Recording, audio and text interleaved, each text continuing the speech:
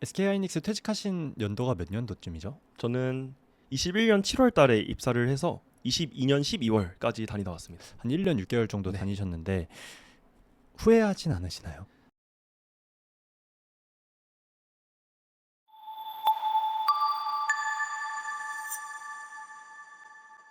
안녕하세요, 선혁입니다. 오늘도 굉장히 특별한 선배님 모시고 이야기 나눠볼 텐데요. 오늘은 요즘 가장 좀 인기가 많은 제조업과 금융권 모두 경험하신 이성현 선배님 모셔봤습니다. 반갑습니다. 네, 안녕하십니까. 네, 지금은 신한카드에서 근무하고 있는 이성현이라고 합니다. 네, 만나서 반갑습니다. 반갑습니다, 선배님. 오늘이 평일 저녁인데 네. 좀 퇴근하고 쉬셔야 될 텐데도 이렇게 후배분들을 위해서 나와주셔서 감사하다는 말씀드리고, 말씀해주신 것처럼 신한카드에서 재직을 하고 계십니다. 지금 하고 계신 일, 어떤 일 하고 계시는지 한번 설명 부탁드립니다. 네, 간단하게 설명을 드리면 저는 2023년 1월 달에 데이터 직무로 입사를 하였고요. 리스크 관리, 리스크 전략 운영과 개인 신용 관리 팀이라는 비슷한 팀에서 지금 4년째 신용카드의 한도 상하향 전략과 리볼빙 현금 서비스 자격 기준에 대한 업무를 맡고 있습니다. 리스크 전략팀에서 굉장히 다양한 업무 맡아주고 계신데, 제가 금융권에 대해서 잘 모르다 보니까 지금 얘기해 주신 내용들이 막 와닿진 않는 것 같아요. 사전 인터뷰 때는 데이터 분석과 관련된 좀 밀접한 직무라고 하셨는데, 조금 더 쉽게 설명해 주시면 어떤 일을 하는 걸까요? 네, 금융권의 특성이라고 하자면 다양하고 많은 데이터를 다룰 수 있는데요. 고객의 데이터를 추출해서 어떤 고객이 과연 연체를 하지 않고 신용카드를 잘 사용할지를 이제 데이터 분석을 통해서 추출해서 그 고객에게 좀 더 많은 한도를 부여하고, 혹은 그렇지 못한 고객에게는 한도를 하향시키고, 그리고 어떤 고객에게 리볼빙과 현금 서비스라는 금융 서비스를 제공할 것인지에 대한 전략을 데이터 분석을 통해서 도출해내고 있습니다. 개인 데이터를 통해서 한도를 어떻게 설정할지, 리볼빙을 어떻게 할지 파악해 주신 일을 하고 계신 것 같습니다. 그러면 대학 시절로 한번 돌아가 보겠습니다. 선배님께서 말씀해 주신 것처럼 산업공학과를 나오셨어요. 산업공학과 선택하게 된 계기가 특별히 있을까요? 사실은 그때 고등학교 3학년 때로 돌아가 보면 잘 몰랐던 것 같아요. 어떤 학과가 어떤 일을 맡게 되고, 그리고 저 때만 하더라도 전화기라고 하죠. 그런 공대들이 엄청 유행할 때여서 사실 저는 뭔가 약간 모르게 그런 메인스트림과는 좀 별개로 좀 뭔가 물리를 하고 싶지 않다. 그리고 너무 공대스럽지 않은데 취업을 하자니 뭔가 공대를 선택해야 할 것 같은 느낌이 들어서 그 중에서 산업공학과를 선택하게 됐습니다. 어떻게 보면 많은 친구들이 산업공학과를 선택하는 이유가 사실 선배님과 비슷할 것 같아요. 내가 고등학교 때부터 이런 길을 따라서 이렇게 해서 산업공학과를 나와서 이 직무, 이 진로를 가야겠다 이렇게 생각하기보다는 너무 공대스럽지 않은 것 중에 좀 취업 잘 되는 공대에서 어떤 게 있을까 생각을 하다 보니까 산업공학과를 나오셨고, 실제로 많은 학생들이 그렇게 이제 산업공학과 진학을 하다 보니까 되게 다양한 걸 많이 배우잖아요. 그래서 진로 고민도 굉장히 많을 것 같은데, 선배님께서는 진로 고민 좀 크셨던 시기가 언제인지 궁금합니다. 이것도 똑같을 것 같은데요. 대부분의 대학생들이 사실 3학년까지 일단 생각 없이 지냅니다. 그리고 3학년이 끝나고 나서부터 뭔가 선배들을 찾아가 다니면서 뭔가 어떤 곳에 취업할 수 있을까라는 고민을 시작하게 되고요. 저 또한 똑같이 이런 뭔가 진로에 대한 고민을 4학년 때 먼저 좀 시작을 했던 것 같습니다. 사실 선배님의 얘기를 들어보면 4학년 때 시작을 하셨음에도 불구하고 그 3학년 때까지 굉장히 많은 활동을 하셨어요. 근데 그 활동들이 사전 인터뷰 당시에는 크게 지금 직무에 영향이 있진 않았다라고 하시지만, 그때 하셨던 활동들이 영향이 아예 없진 않았을 것 같거든요. 그때 하셨던 활동들 한번 얘기 부탁드립니다. 네, 크게 한 3가지 정도로 말씀드릴 수 있을 것 같은데요. 일단 첫 번째는 뭔가 대기업에서 진행하고 있는 봉사활동, 대외활동이라고 하죠. 그런 것들을 했었고, 두 번째는 YEHS라는 공대 연합동아리 같은 곳에서도 다른 학교 학생들과 함께 봉사와 어떤 전공 설명회 같은 활동들을 하면서 진로에 대한 식견을 좀 넓힐 수 있었고요. 세 번째는 현대자동차 인사팀에서 뭔가 뭐랄까요, 인턴 혹은 알바와 같은 채용 지원 센터에서 근무도 하게 했었습니다. 지금 많은 학생들이 보면 어떻게 보면 내가 나중에 갈 직무랑 관련 없는 활동을 해야 하나? 그런 좀 막연한 고민도 있을 것 같아요. 내가 이 직무를 좀 희망할 것 같고 아직 이 직무에 대한 확신이 없는데, 예를 들어서 그냥 연합 동아리를 들어가서 내가 아무 꿈이 없는 상태에서도 그런 동아리를 들어가서 대외 활동을 해도 되는 건지 어떻게 생각하세요? 처음부터 내가 인턴을 해야지, 공대 연합 동아리를 해야지라고 생각했던 건 아닙니다. 그냥 단순히 봉사활동을 먼저 하다 보니까 봉사활동에서 만난 사람들이 뭔가 이런 고민들을 하고, 이런 것들을 준비하고 이런 것들을 많이 듣게 됐거든요. 그래서 거기서 나의 어떤 뭔가 시야를 넓히고 나에게는 이런 것들이 좀 필요할 수 있겠구나라는 생각을 조금씩 쌓아갔던 것 같습니다. 고민이 많았던 시기에 사람들을 만나는 걸 좀 선택을 하셨고 다양한 사람들을 만나시면서 그 시야나 식견을 좀 넓히신 것 같아요. 그럼 지금 대학생분들 혹은 뭐 산업공학과 친구들한테 좀 추천하는 활동이나 이런 게 있을까요? 일단 저는 취업의 가장 중요한 일단 첫 관문이 자소서잖아요. 자소서에는 누가 얼마나 더 많은 이야기를 갖고 있는가. 그러니까 이야기 보따리 싸움이라고 저는 생각을 하거든요. 그 이유가 사실 자소서 질문이 뭐 회사마다 다 다르죠. 다르지만 열어보면 그 핵심 문학은 똑같습니다. 예를 들면 너 사회에서 조직 생활에서 문제를 해결한 경험이 있어? 혹은 그런 곳에서 너의 역할은 어떤 거야? 너의 직무적인 경험은 있어? 이런 것들을 물어보게 됩니다. 근데 그 질문들이 모두 다를 때 내가 그 질문에 핏한 경험들을 꺼내서 적어야 남들과는 조금 다른 나만의 스토리를 만들 수 있겠죠. 그래서 저는 그런 지금 당장 그러니까 지금 취업을 준비하고 계신 분들이 아니라면 어떤 질문에도 어떤 회사에도 경험을 얘기할 수 있는 것들을 좀 선택하고 경험하셨으면 좋겠습니다. 좋은 예시가 대기업에서 하는 활동들이라고 생각을 합니다. 그럼 지금 얘기해 주신 게 나중에 취업할 때 당연히 써야 되는 게 자소서인데 그때 돼서 어떤 경험들을 찾고 이래야 되다 보니까 미리 나의 이야기 보따리 주머니에 이야기들을 많이 넣어놓는 게 중요하고 그러기 위해서는 아무래도 대외 활동의 경험이나 뭐 인터넷 경험이나 다양한 경험들을 막 가리지 않고 일단 쌓아가는 게 중요하다. 이런 말씀이실까요? 네, 그렇죠. 그럼 여기서 좀 궁금해지는 게 제가 선약을 진행하면서 다양한 선배들과 다양한 후배분들이 만나는 걸 좀 봤습니다. 근데 거기서 많은 선배분들이 일단 경험을 리스트업을 해봐라. 너가 무슨 경험을 갖고 있는지 리스트업을 해봐라 이렇게 얘기하시는데 그게 중요하다고 생각을 하시는지 그리고 선배님은 어떤 방법을 통해서 경험들을 리스트업을 하셨는지 궁금합니다. 일단 저도 똑같이 중요하다고 생각을 하고요. 사실 경험을 어떻게 꾸며내는지 어떻게 나를 표현하는지도 굉장히 중요하다고 생각합니다. 똑같은 경험을 하더라도 그것들을 어떤 회사와 연결시켜서 나 이런 것들에 관심이 있어서 이런 활동을 했는데 하다 보니까 너네 회사에 관심이 생기더라. 이렇게 좋게 잘 표현할 수 있는 반면에 나 사실 이런 경험을 했어. 나 이런 거 잘했어. 라고 표현을 하는 것과는 좀 되게 많은 차이가 있다고 생각을 하거든요. 그래서 뭔가 자소서를 쓰기 전에 취업 준비를 시작하기 전에 내가 어떤 경험들을 했는지 그리고 그 경험에서 어떤 핵심 키워드들을 도출해낼 수 있는지 그리고 이 키워드들을 어떤 질문에 활용할 수 있는지를 먼저 정리해 두면 자소서를 쓸 때 조금 편할 것 같습니다. 그럼 미리미리 좀 그런 키워드들을 생각하고 정리를 해두면 나중에 분명히 도움이 좀 될 것 같다 이런 말씀을 해주셨습니다.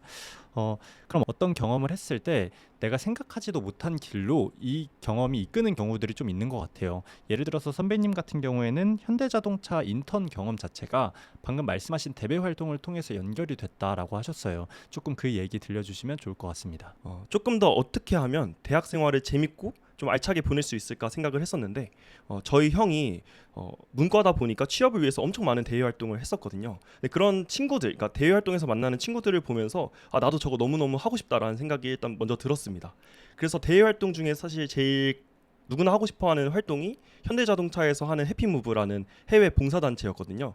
그곳에서 해외 봉사를 하면서 그 우연하게 현대자동차 인사팀에서 인턴을 뽑는다는 내용을 들었어요. 대부분 비슷하겠지만 이런 기회들이 뭔가 어떤 인스타를 통해서 광고를 통해서 이렇게 모집되진 않습니다. 되게 조용하게 누군가를 통해서 전달되는 기회들이 굉장히 많거든요. 그래서 저는 그 안에서 어떤 대리님을 만나서 그분에게 이 링크를 전달받을 수 있었고 그래서 이런 일련의 프로세스를 통해서 현대자동차 인턴도 경험할 수 있게 되었습니다. 지금 얘기해 주신 것 자체가 어떻게 보면 가만히 있는 대학생들한테는 기회가 좀 없을 수도 있겠다라는 생각도 들어요. 물론 취업 준비를 하면 다양한 걸 찾아보고 말씀해 주신 것처럼 단순히 채용 공고 사이트나 혹은 그전에는 뭐 동아리를 모아놓은 뭐 인스타 광고라든지 이런 걸 보고 판단을 하는데 직접 경험을 하고 직접 발로 뛰었을 때 그때에만 주어질 수 있는 어떤 또 다른 기회의 장이 있는 것 같습니다. 그럼 현대자동차 채용지원센터 인턴 경험은 어떤 경험이셨고 취업 준비에는 좀 어떤 도움이 되었을까요? 두 번째 답 먼저 드리면 제가 생각할 때 엄청 복잡한 저의 취준 생활에 뭔가 마음을 풀어준 첫 번째 경험이 가장 중요했던 경험이 인턴십이었던 것 같은데요. 사실 대부분 취업생들이 제일 어려워하는 게 뭘 준비해야 되지? 어떤 게 중요하지? 사람들은 어떤 걸 하고 있고 어떤 사람들이 뽑히는지 이런 것들을 굉장히 궁금해하고 어려워한다고 생각을 합니다. 근데 저는 현대자동차 채용지원센터에서 본사 채용 관련해서 면접장을 운영하고 그리고 서류 같은 것들을 직접 받는 업무를 진행했었는데요. 사실 모든 공고에 지원하는 지원자들의 어떤 스펙과 자소서들을 다 읽어볼 수 있었어서 너무너무 좋았고 재밌는 경험이었던 것 같습니다. 제가 들었을 때는 4학년 때가 아니라고 들었습니다. 근데 좀 이른 시기에 어떤 사람들이 현대자동차를 어떻게 지원하는구나라는 걸 좀 볼 수 있는 좋은 기회였던 것 같네요. 좋습니다. 근데 이제 많은 후배분들이 궁금해하실 텐데 제조업과 금융권 다 경험을 하셨다 했는데 제조업은 언제 나와 이런 궁금증이 있을 것 같아요. 근데 선배님이 사실 금융권보다는 제조업을 먼저 취업을 하셨습니다. 그것도 심지어 요즘 하늘의 별 따기라고 생각을 하는 SK 하이닉스 양산관리 직무로 취업을 먼저 하셨습니다. 그때 당시에는 금융권을 선택하지 않고 제조업을 선택하게 된 계기가 있을까요? 우선 우리 학교 건국대학교 산업공학과에서는 좀 금융권에 갔던 선배들이 많이 없었던 것 같아요. 그래서 그런 케이스가 없다 보니까 과연 내가 그런 곳에 갈 수 있을까? 그러니까 뭔가 모를 어려울 것 같은 느낌, 두려움 이런 감정들이 먼저 들었던 것 같고요. 그리고 대부분의 산업공학과 학생들이 메인으로 취업하는 곳이 사실 양산관리 직무잖아요. 제조업에서. 그러다 보니까 저도 당연스럽게도 금융권을 너무 희망하지만 금융권 준비만 하면 너무 길어질 것 같아서 제조업도 같이 준비를 하게 되었고 첫 번째로 붙었던 회사가 하이닉스여서 그곳에 먼저 취업을 하게 되었습니다. 앞전에 말씀해 주신 게 4학년 때부터 진로에 대한 고민을 시작하셨고 그때부터 그런 금융권을 꿈꾸신 거죠? 그러니까 불현듯 나는 서울에서 취업을 하고 싶다라는 생각을 4학년 때까지 가져왔던 것 같고요. 정확하게는 4학년 1학기 학기 중부터 뭔가 공고들을 찾아보고 어떤 자소서들이 나오는지 이런 것들을 먼저 디깅해봤던 것 같습니다. 그럼 그때 당시에 느끼신 거는 실제 선배들한테도 뭐 금융권을 간 선배들을 찾기도 어렵고 아무래도 지금 건국대학교 산업공학과 커리큘럼상 제조업이 약간 자연스럽게 이어지는 루트이기 때문에 그때 당시에 가능성을 봤을 땐 금융권보단 제조업이 일단 취업하는 게 좋을 것 같다라고 생각을 하신 거죠. 네, 그렇죠. 친구들이랑 항상 장난으로 하는 말이 있는데요. 약간 용의 꼬리보다 뱀의 머리가 되자 약간 이런 말이 있었어요.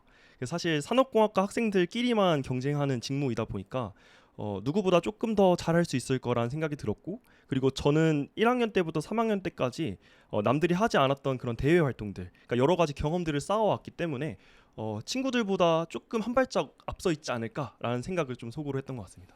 그럼 여기서 좀 궁금해지는 게 대외 활동 같은 게 지금 한 두세 개 정도를 진행을 하셨잖아요. 네. 근데 취업 취준을 하는 4학년으로 돌이켜 보면 그 두세 개 한 친구들이 주변에 많이 없었나요? 두세 개는커녕 정말 한 개도 쉽지 않았던 것 같고 대부분이 했던 경험들이 뭔가 이제 4학년 때부터 이제 부랴부랴 뭔가 머신러닝 교육들 그러니까 이런 교육들을 많이 들었죠. 그리고 저희 때 좀 유행했던 게 그 어떤 기관에서 하는 뭔가 뭐랄까요 나라에서 지원해주는 그런 프로젝트 등을 좀 많이 했던 것 같습니다.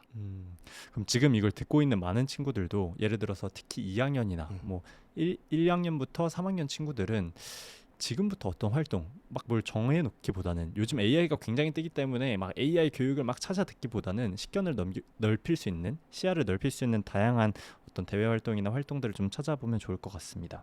네. 그래서 첫 커리어로 이제 SK 하이닉스를 이제 선택하게 되셨고 양산관리 직무로 일을 하셨는데 당시 양산관리 직무라는 건 정확히 어떤 일인가요? 반도체 회사에서는 반도체를 생산하죠. 그러면 24시간 공정이 돌아가는데 그 공정별로 얼마나 많은 생산량을 잘 맞출 수 있을 것인가 리드 타임을 줄이고 뭐 이런 업무들을 했던 걸로 기억하고 있습니다. 근데 저도 산업공학과 학도지만 좀 궁금한 게 학교에서는 생산관리, 뭐 SCM 해가지고 굉장히 많은 이론들을 배웁니다. 근데 실제로 양산관리를 일을 해보시니까 그 이론들이 좀 잘 사용이 되는지 아니면 이론은 이론일 뿐인지 궁금해요. 가장 기억에 남는 건 사실 그런 이론들이 생각나진 않고요. 근데 어쩌다 보니 그러니까 업무를 하다 보니까 가장 처음 들었던 생각은 내가 산업공학과를 나왔기 때문에 뭔가 통계적인 생각을 하게 되나?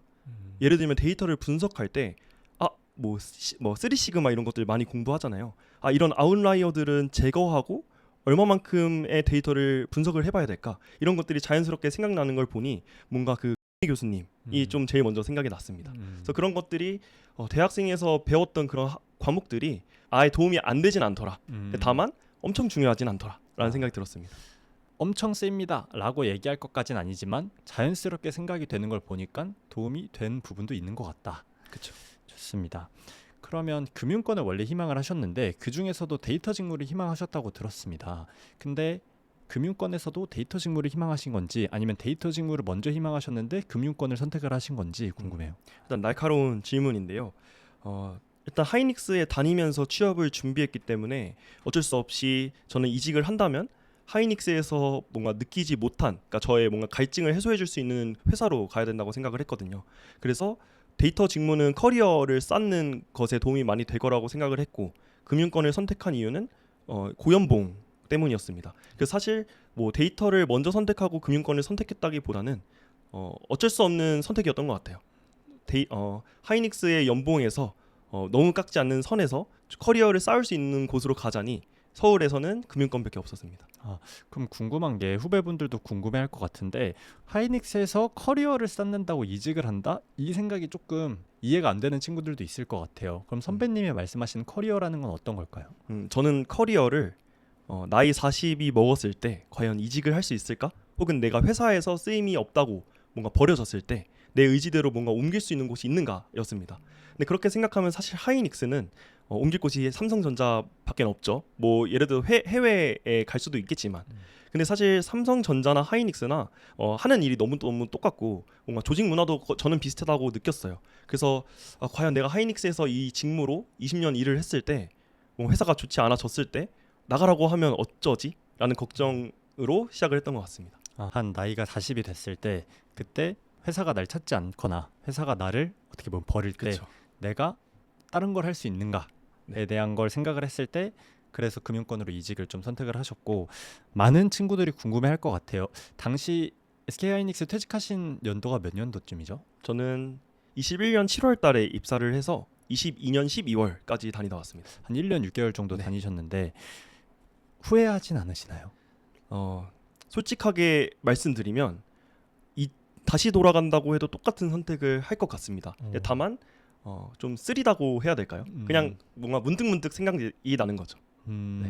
문득문득 생각이 난다는 건 어떤 게 좀 생각이 나는 걸까요?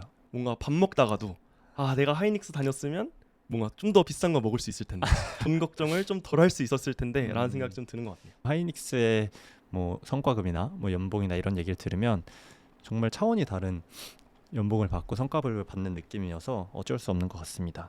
선배님께 좀 궁금한 점이 아까 서울 취업도 얘기하셨고 금융권도 얘기하셨고 데이터도 얘기를 하셨는데 어떻게 보면 그 모든 게 좀 이어지는 흐름인 것 같습니다. 서울에 대한 취업을 왜 희망하셨고 그게 어떻게 좀 연결되는지 한번 알려주세요.